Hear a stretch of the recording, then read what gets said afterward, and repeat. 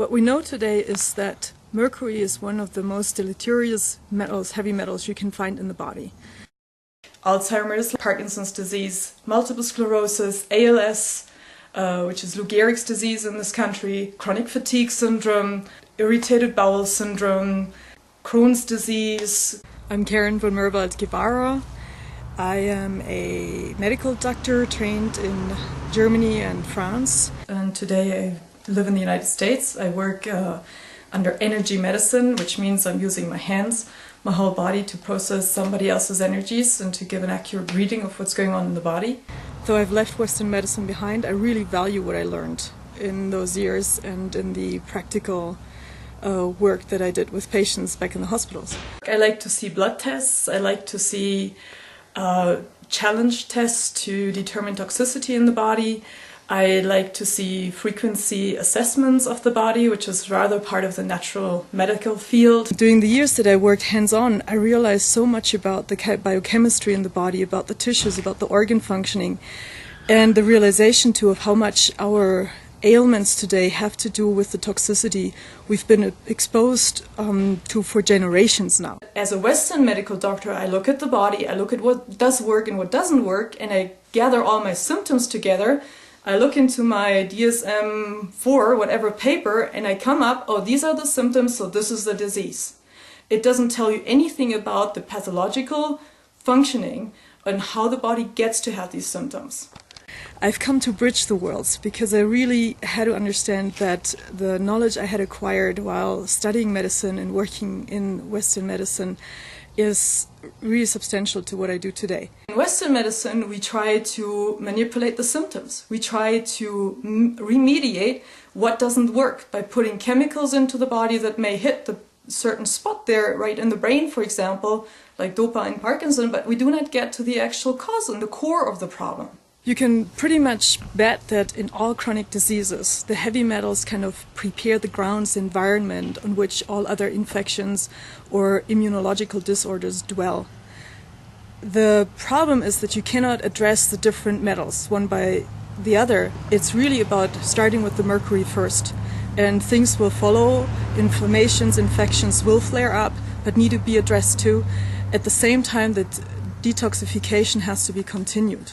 So why is mercury so deleterious? You need to understand that mercury is a lipophilic element. It binds to the to the nervous tissue. It binds to the fatty tissue in the body.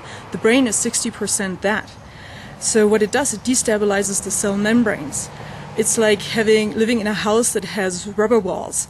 What it does too, it breaks down the cell-cell communication, so it interrupts the communication between cells that is essential for life.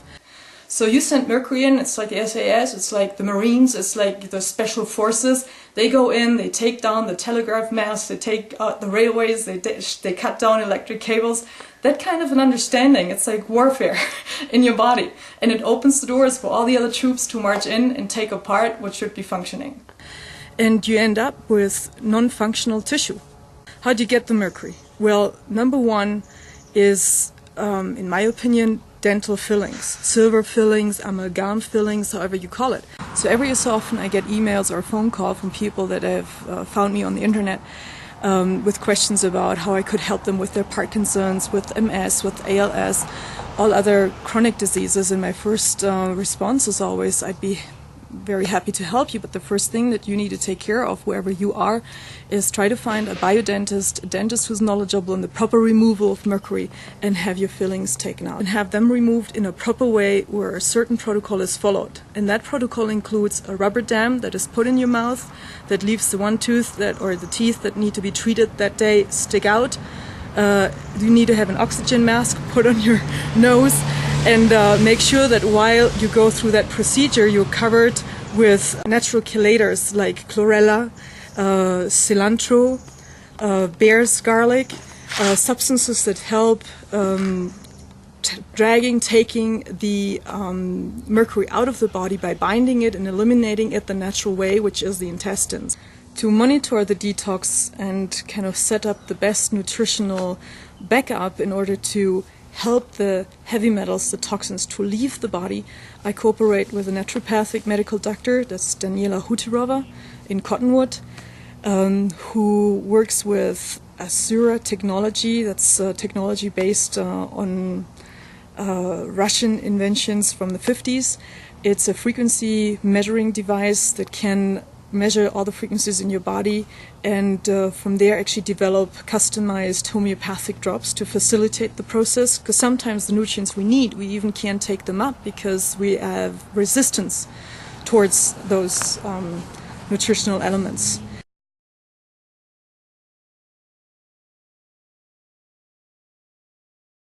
So if you have a suspicion of heavy metal intoxication, if you already have even neurological problems, just tingling in your arms, irritability, sleep issues, sleep disturbance, sleep apnea even, if you have issues that may lead to a suspicion of Parkinson, of ALS, of MS, don't hesitate, look for a knowledgeable naturopathic doctor. Try to find out what your toxic load is at this point. Try to find somebody who would do a urine challenge test with you, who would be open to do the necessary stool tests. This mercury is part of a lot of very complex, even emotional problems. Like I said before, irritability, mood swings, anger outbreaks without you even having a clue where it hits you from. So since I've mentioned the detox protocol, I'd like to send one thing up front. It is to say that you need to take care of your silver fillings first of all before you start detox. People have a hard time eliminating the mercury via natural ways because they've been constipated forever. They've had troubles with the nutrients to absorb them because of a lack of enzymes, etc. So one thing that we put in place, part of our protocol, is coffee enemas. It's an old approach. Gerson described it in the Gerson method in the 1920s and 30s when he worked at the university clinic in Munich, his first protocol for the healing of lupus of the skin. What it does is it activates the gut lining.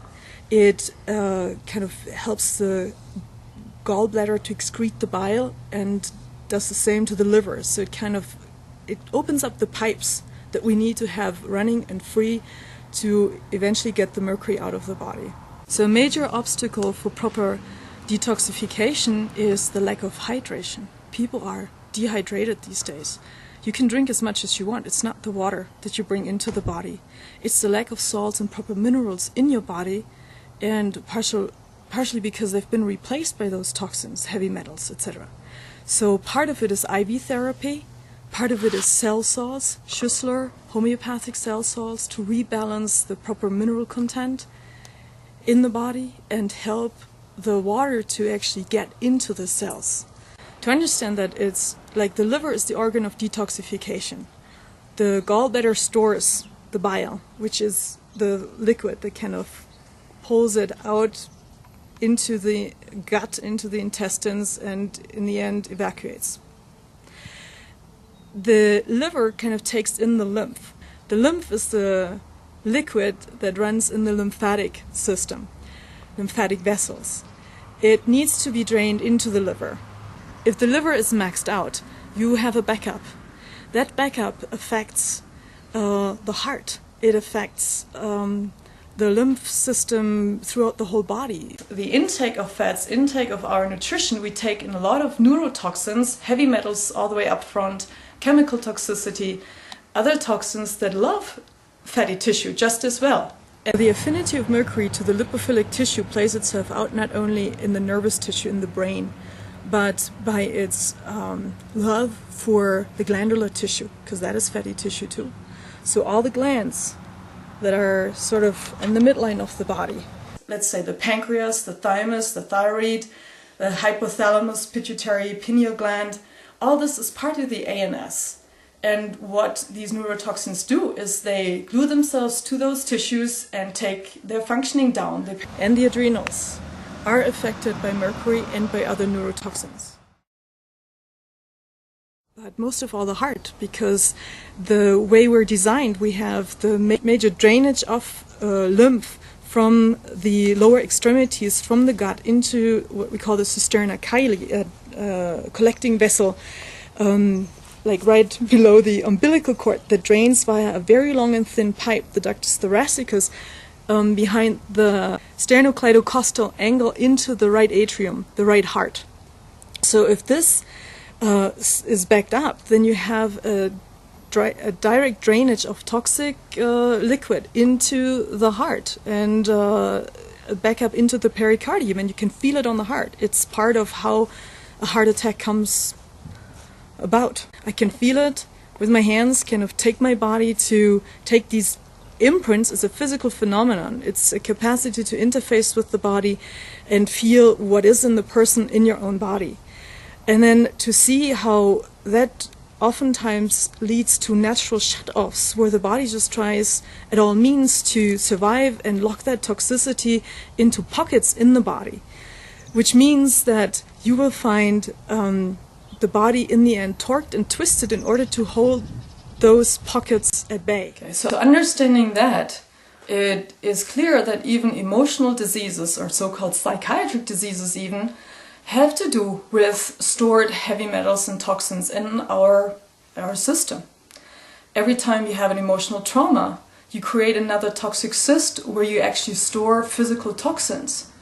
So it's intricately interwoven. There's no separation really between the emotional and the physical. So when I work, what I observe and what I pay attention to is the tracking of toxicity in the body. Knowing which organs have stored the most, which organs and how they're functioning. The pancreas. The pancreas produces enzymes like lipase, amylase, and those are needed to break down properly the nutrients that we get in our food.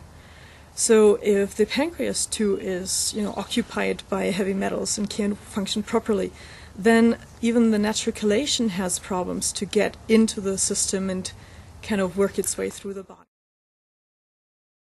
Thyroid is kind of tied in with the adrenals. So if you have health issues, first thing is your adrenals are taxed. The adrenals are the powerhouse of the body. They're right above the kidneys. They're tied in with proper magnesium content in the body. Again, minerals. The same is valid for the thyroid. The thyroid is tied in with iodine, as everybody knows. Iodine is a halogenic compound.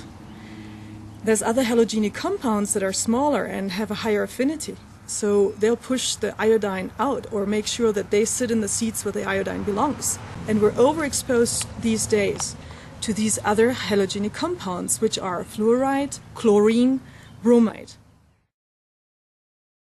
Our protocol for detoxification is to actually give back to the organism what it lacks in order to push out those halogenic compounds or heavy metals that are not supposed to be in there, in those slots.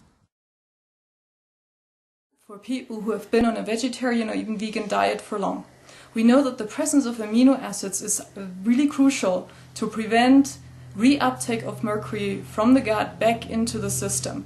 So make sure that your nutrition way before that mercury removal is up to par, that you provide all essential amino acids to your body. Where I want you to understand what's going on, but please be careful. Don't go out there, do it on your own. Some people are so-called allergic to iodine. In my opinion, what it does, though, is it launches a detox process that is uncontrolled. So please make sure you can listen to this, but don't just go out and try things out yourself. Make sure you work with people that can monitor, that can help you through the detox process. Okay. I've unfortunately seen the consequences of improper mercury removal. An older friend of mine who already had issues with adrenal fatigue called me in March and said, Karen, I don't know what's going on with me. I'm falling apart. I had to get a catheter. I'm completely constipated. My brain is falling apart. What is going on? And I asked him on the phone. I kind of went back over to what did he do that he got there, and he told me that 2 months before he had seen a dentist because he had heard of the issue of having your fillings removed, and that dentist did not follow any particular protocol. He just drilled the mercury dry out, went into the fillings, drilled them dry, and that mercury silver mix just glued itself completely into the nervous tissue.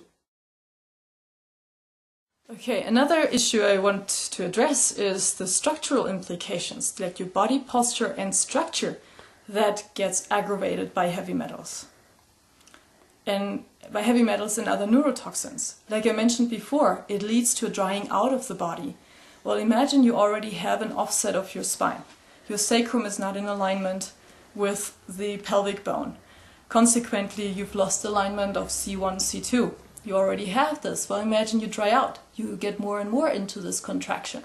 And that is what we find in Parkinson. This is what we find with MS patients. This is what we find with other neurological problems that are so-called central, tied in with the brain. Because what you have is you have the impact on the jugular vein of the drainage from blood, from the brain back into the body, that is definitely aggravated the more the structure changes. Even though I had my hands on the body of the patient, I was able to move things, unless the patient wouldn't change his nutritional intake, wouldn't change the toxic load, although you detox through the bodywork alone.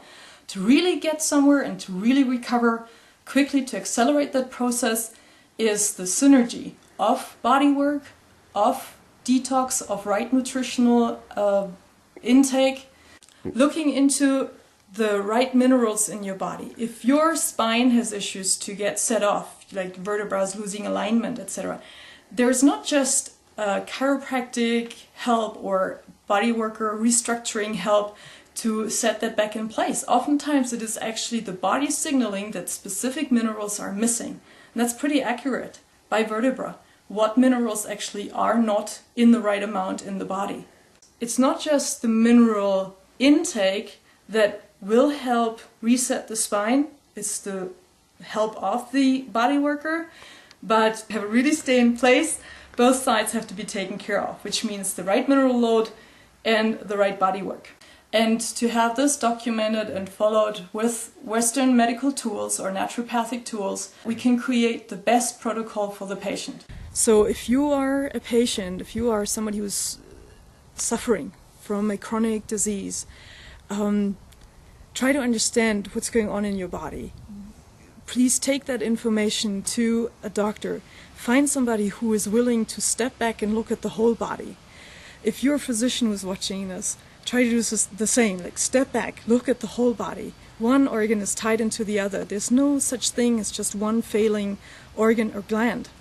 And trying to correct this is like smacking the red light that's on and thinking that the problem is solved with that. If you're a dentist watching this, please make sure you know of and you apply the proper protocol for mercury removal.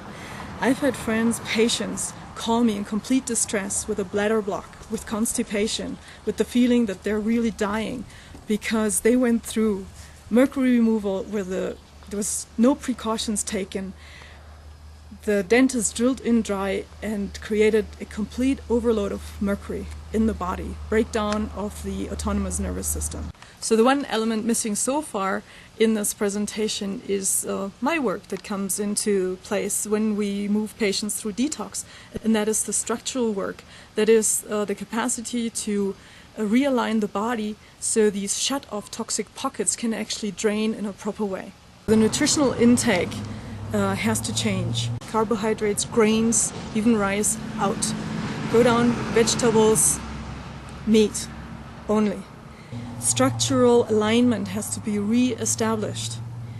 And all that can only happen once you have taken care of your teeth.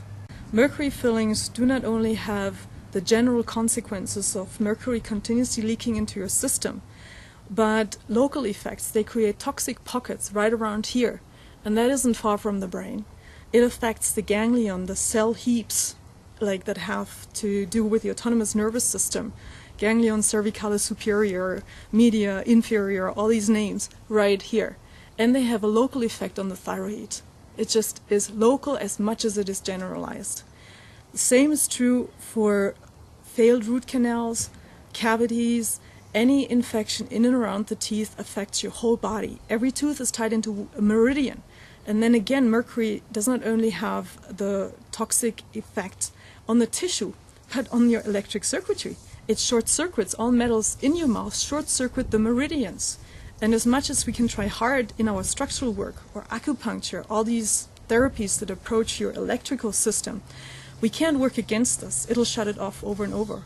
For me, it's about integrative medicine, which means to get to the real core issues that create those symptoms. And that is why I love to work in a team where we apply all sorts of different approaches in this in order to get to that core of the problem. So if you consider getting pregnant, please consider that the mercury in your body is passed on to your child. And many forms of autism that we face today is inborn mercury poisoning. I've seen it. I just recalled 2 families who were so clear that down the line, every kid is worse, the last child of 5, severely autistic. I will think of another family, 3 children. The second, prematurely born, still okay, very taxed adrenals all her life. The third child, born prematurely, had to be in the incubator, lack of oxygen, severe CP, but definitely mercury poisoning. So please be aware of this, that many children today are born with a load of mercury already in their systems due to their mothers and probably grandmothers having an overload of mercury already. But most of us are really pioneering in this field. I've had my own personal experiences along the way. I'm a mother of 3 children. My oldest, when he was 7, 8, he had to get a filling. I just opted, because thinking it's baby teeth, you know, they're going to be out in a year or 2, opted for mercury filling. He had to get a space holder on the other side opposite to that tooth that was made from nickel, which creates galvanic currents in your mouth, kind of worsens the whole situation about the mercury. Every so often that I worked on him after that, I just thought, what the hell is wrong with his liver? The whole liver meridian shut down all the time, all the time. Now these teeth are out, the space holder is gone. He's clearing up, but I can see that his health took a toll from that. So please pay attention to that. Get your kids only ceramic fillings if there is cavities that need to be repaired. So if you as a mother have mercury fillings and you have an impression there's something wrong with your child, that it doesn't behave like other children his age, there's a lag in growth, etc., consider finding the right protocol by getting in touch with the people who do this type of chelation, of detoxification. Help your child. The brain is plastic. The brain can recover. The brain, and with it, the health of your child can be brought back. Make sure that your children have enough minerals in their food. Don't feed them processed foods. Stay away from Wonder Bread and white flour, sugar. Like, go back to basics. Cook from scratch. Get the vegetables as they are. Get the fruits as they are. Your body, once it's well taken care of, once you feed the right nutrients and the right elements to detox, it can take care of itself. If your child nonetheless develops cavities, go look for a dentist that provides ceramic fillings. Don't go for the cheap mercury fillings, because you create all these health troubles in the long run in your child.